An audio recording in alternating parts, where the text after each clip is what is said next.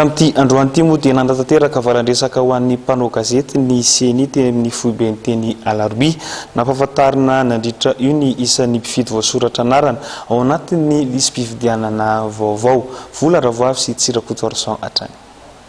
700 senarivo sy 7 senety sy 9 tapitrisa io ny isan'ny mpifidy voasoratra anarana ao anatin'ny lisam-pifidianana nasipana-vozana hatramin'ny 12 aprily 2024 araka ny antotanisana avoaka amin'ny Vaomera maleo tena amin'ny sana amin'ny fifidianana na ny seniny.